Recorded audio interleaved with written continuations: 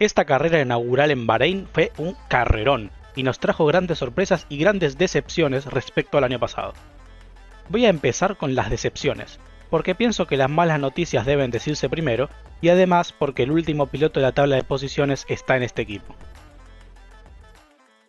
El equipo McLaren es mi decepción de esta carrera, y no hay mucho de lo que hablar sobre Oscar Piastri, ya que poco antes de la mitad de la carrera su coche sufrió una falla electrónica, intentaron solucionarla cambiando de volante pero no dio resultado y el australiano tuvo que abandonar. Lando casi logra atar a Q3 pero se quedó a nada, saliendo 11º. Durante la carrera se empezó a mostrar que el coche del McLaren no tiene buen ritmo de carrera y ya estaba perdiendo posiciones cuando el equipo reporta que tiene un problema. Intentan solucionar las paradas que se hacen muy largas porque tenían que poner líquido hidráulico, que es lo que estaba perdiendo. Pero de nada sirve, ya que luego de muchas paradas Lando queda P17 y como último de los que terminan la carrera. Luego de Oscar Piastri, el segundo en abandonar es Charles Leclerc, que clasifica tercero y tiene una gran salida quedando segundo.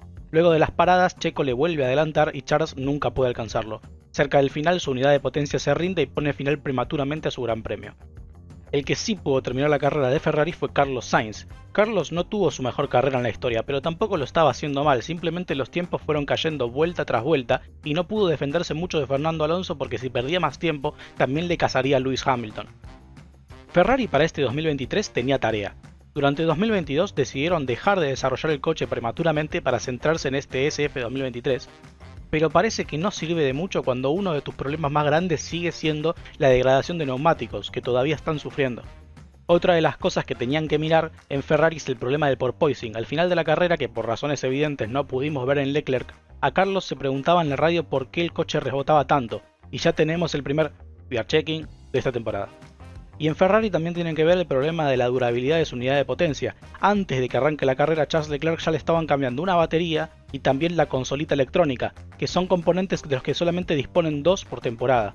Al equipo Ferrari el congelamiento en el desarrollo de la unidad de potencia no le está ayudando para nada.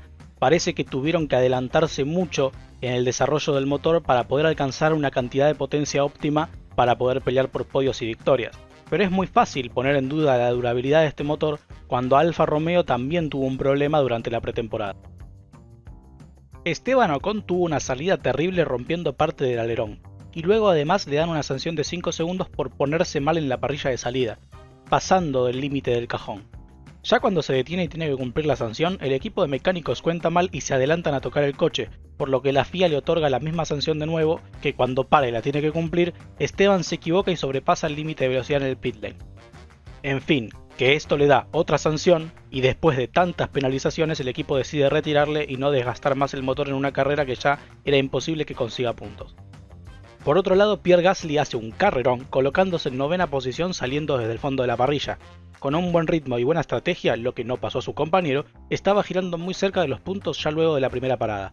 Ya con el Virtual Safety Car pudo entrar para poner blandos y así adelantar a Alex Albon y lograr una posición más. Hablando ya de los Alfa Romeo, Wang Yuzhou empezaba la carrera cerca de Bottas, pero no tuvo una carrera parecida. Perdió muchas posiciones en una salida pésima y además tuvo mala suerte en las paradas, por lo que no pudo hacer mucho para subir en la tabla de posiciones. A falta de unas vueltas del final, entra a boxes para poner blandos e intentar arrebatar la vuelta rápida, cosa que logra. El que sí logra puntuar es Valtteri Bottas. Valtteri sale muy bien y ya en las primeras vueltas estaba octavo, y gracias a batallar para adelantar y defender, el ritmo del Alfa Romeo cae y no da para mucho más. Es debido al abandono de Charles Leclerc que Valtteri conserva esta octava posición en la que estuvo prácticamente toda la carrera. A Alfa Romeo no se lo ve tan fuerte como al principio de la temporada pasada, pero sí que se le ve con un coche que va a ser capaz de hacer puntos y sobre todo cuando Zhou esté más cómodo con el coche. Ya sabemos que Haas no puede apuntar mucho más alto que conseguir buenos puntos, se le ven muy lejos de las posibilidades de luchar por podios y ya ni hablemos de victorias. Todos nos sorprendimos cuando vimos que Nico ponía su Haas en Q3, saliendo 10º el domingo, pero en carrera se demostró el verdadero ritmo del coche que luego de perder varias posiciones en salida nunca las pudo recuperar. Al intentarlo excedió los límites de pista en reiteradas ocasiones y se le terminó dando una sanción que dilapidaba todas las chances que tenía de alcanzar a su compañero. Este comienzo de temporada no parece ir bien encaminado para el equipo teniendo ambos pilotos fuera de puntos. Kevin salía con una estrategia cambiada y fue el único en utilizar duros al principio y poner blandos al final, por lo que luego de rodar casi toda la carrera en las últimas posiciones, pudo adelantar acercándose al final pero quedándose un poco lejos de los puntos. Aunque muchos no lo consideran debutante, como Fernando Tornello, que yo lo adoro pero esta vez no puedo estar con él, Es el primer año en que Nyck de Vries tiene responsabilidades reales en un equipo de Fórmula 1. En esta primera carrera no lo hizo del todo mal, pero no tuvo el ritmo de su compañero Yuki Tsunoda, aunque durante el periodo de Virtual Safety Car no le pararon y perdió varias posiciones cerca del final. Yuki estuvo rodando prácticamente toda la carrera cerca del décimo de la tabla, pero en ningún momento logró adelantarle y a pesar de tener una muy buena estrategia y buenas paradas, se quedó sin el punto para este fin de semana. Logan Sargent es el rookie con mejor posición en esta carrera, y sin faltarle el respeto a Nicholas Latifi, que es un señor y acá se lo quiere, la realidad es que el cambio de Nicholas por Logan se nota muchísimo. El estadounidense tuvo un ritmo de carrera muy parecido al de su compañero y gracias a una buena parada durante el safety car logró adelantar varias posiciones y por eso se queda 12º.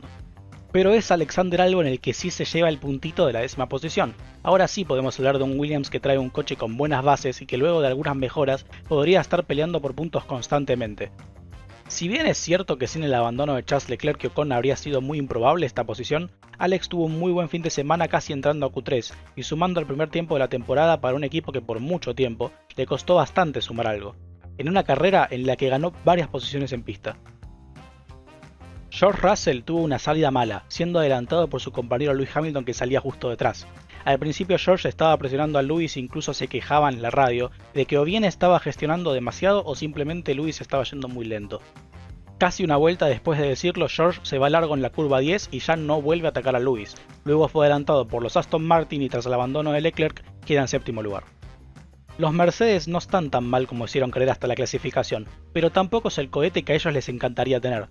Sin embargo, un piloto como Lewis Hamilton, con un coche bueno, hace cosas muy buenas, y salió bien, adelantando y quedando quinto ya en la primera vuelta. Además, nos regala la batalla más linda de la carrera junto con Fernando Alonso, que ya desde la curva 4 venían peleando y Lewis le estaba ganando, pero al final de la 10, Alonso se mete por dentro como solo los dioses saben hacerlo y le gana la posición definitivamente. A Lance Stroll tenemos que levantarnos y aplaudirle, no por lograr una 6ª posición, sino por haber hecho un fin de semana completo en un estado físico cuanto menos cuestionable, con dolores en sus muñecas recién intervenidas tras un accidente semanas atrás. Si bien es cierto que nos dio un pequeño infarto al casi dejar fuera de carrera a Fernando Alonso durante las primeras vueltas, Lance tuvo un muy buen ritmo de carrera con Aston Martin y no estaba lejos de alcanzar a Lewis Hamilton.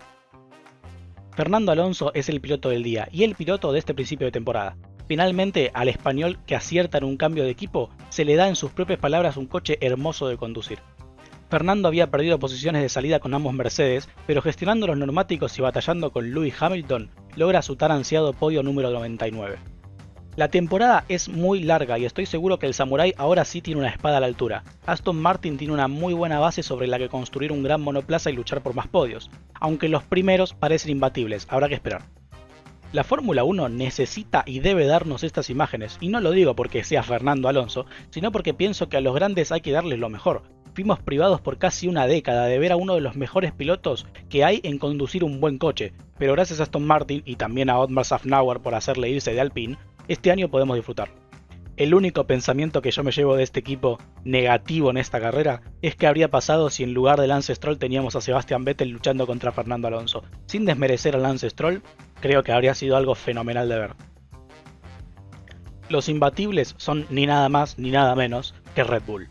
Red Bull diseñó un coche que lo hace absolutamente todo. Tiene buena velocidad punta, gran paso por curva, ritmo una vuelta, ritmo de carrera, baja degradación. En fin, que este coche vos se lo das a un piloto con experiencia como Sergio Pérez y difícilmente te salga mal. Y con Max hay poco que añadir. Si Sergio Pérez da miedo con este Red Bull, ya ni hablemos de la bestia Verstappen. Recuerdo cuando por muchos años nos enseñaban a Lewis separarse 45 segundos de Valtteri y conducir él solito toda la carrera. Al parecer la FOM tomó nota de estas quejas y no nos los enseñaron prácticamente nada a Max, salvo en la salida, las paradas y el final. Esto tiene pinta a temporada de dominación absoluta por parte del equipo ese de las bebidas, pero también lo parecía el año pasado con Ferrari y ya sabemos qué pasó. En fin, estas son mis reflexiones de esta carrera. Si te gustó el video por favor dale like, suscríbete al canal que es nuevo que me ayuda un montón y nos vemos en el siguiente video.